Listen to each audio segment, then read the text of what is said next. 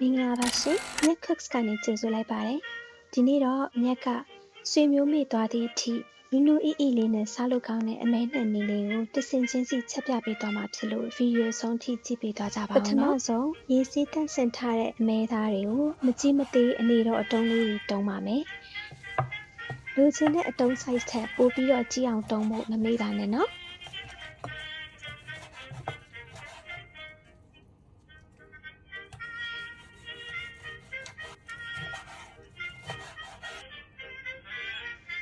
အရသာအတွက်စားအချုံမုံစနွေမုံနဲ့အယောင်တင်မုံကိုချက်မှတ်အသားနဲ့တင့်တော်တဲ့ပမာဏထည့်ပေးပါမယ်ဟင်းအနံ့မွေ့မွေ့လေးရစေရန်အတွက်မဆလာနဲ့ကြိတ်ထားတဲ့ဂျင်းကိုအရင်ညှစ်ပြီးတော့ထည့်ပေးပါမယ်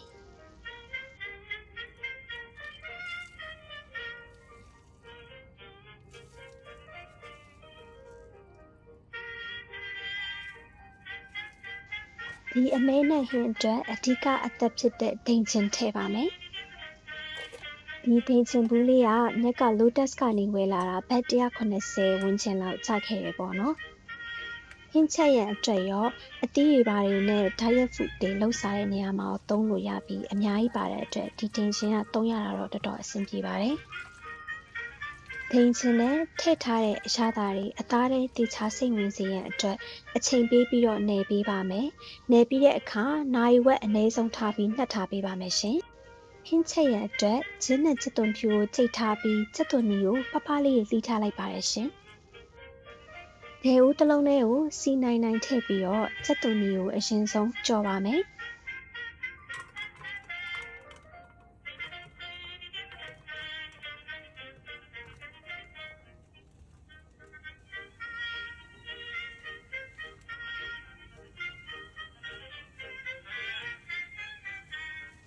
ကြော်ထားတဲ့ချက်သွန်မီလေးတွေအနက်မွေးပြီးတော့ရဲလာတဲ့အခါမှာပကံတစ်လုံးလေးကိုပြောင်းထည့်ပြီးတင်ထားပေးပါမယ်။ဟင်းချက်ရန်အတွက်အဖုံးပါတဲ့အိုးတစ်လုံးလေးကိုစီထည့်ပါမယ်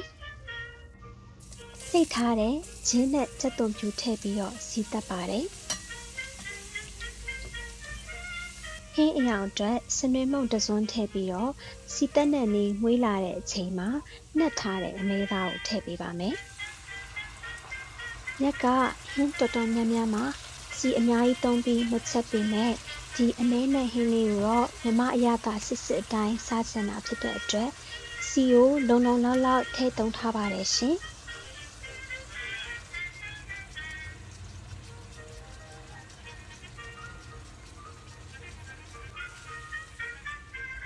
စီတက်အနစ်တွေနဲ့အသားကိုနှံ့ဆက်အောင်တေချာနေပေးပြီးတဲ့အခါမှာ10မိနစ်15မိနစ်လောက်အဖုံးအုပ်ပြီးတော့တည်ထားပေးရပါမယ်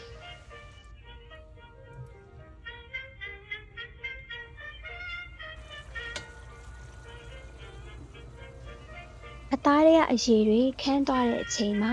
ကြော်ထားတဲ့ကြက်သွန်နီကိုထည့်ပါမယ်ဒီနေရာမှာကြက်သွန်နီကိုအရင်မကြော်ဘဲနဲ့ပြီးထားတဲ့ကြက်သွန်နီကိုစီးတက်တဲ့အဆင့်မှာထည့်ပြီးတော့သုံးလို့ရပါတယ်ကျမကတော့အနက်နဲ့အယောင်လေးပိုကောင်းစေဖို့အတွက်ကြက်သွန်နီကိုကြော်လိုက်တာပါကြက်သွန်နီကထွက်တဲ့အရည်ရောအသားတွေကထွက်လာတဲ့အရည်ရောအားလုံးခန်းသွားတဲ့အချိန်မှာရင်နွေးကိုအသားမြုပ်ယုံထည့်ပြီးတော့အဖုံးအုပ်ပြီးတည်ပေးပါတယ်ရေတစ်ခါခန်းတိုင်းအသားမြုပ်ယုံရေထည့်ပြီးအသားနူးလာသည့်အထိတည်ပေးပါမယ်ကျမဒီဟင်းချက်တုံးကတော့3ချိန်လောက်ရေထည့်ခဲ့ရပါတယ်ရှင်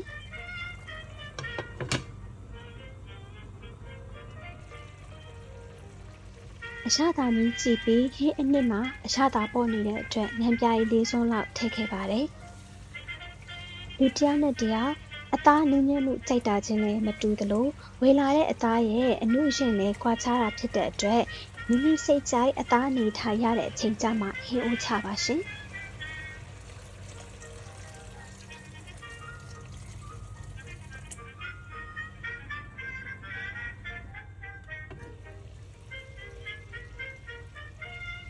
ဟင်းအိုးချကနေမှမဆလာတစ်စုံအုပ်လိုက်ပါတယ်ရှင်အမဲနှက်ကိုနှက်ပုံနှက်နည်းအမျိုးမျိုးနဲ့အကြိမ်ကြိမ်ချက်ခဲ့ဘူးပေမဲ့ဒီနည်းကတော့ကျမချက်ခဲ့ဘူးသမျှတွေမှာအကောင်းဆုံးပါရှင် အဆုံးထိကြည့်ပေးလို့ကျေးဇူးတင်ပါတယ်နောက်ဗီဒီယိုဒီမှာလည်းပိုကောင်းတဲ့ဟင်းချက်နည်းတွေနဲ့ပြန်တွေ့ကြမှာမို့မြက် cooks ကို like and subscribe လုပ်ပေးသွားကြပါအောင်ရှင်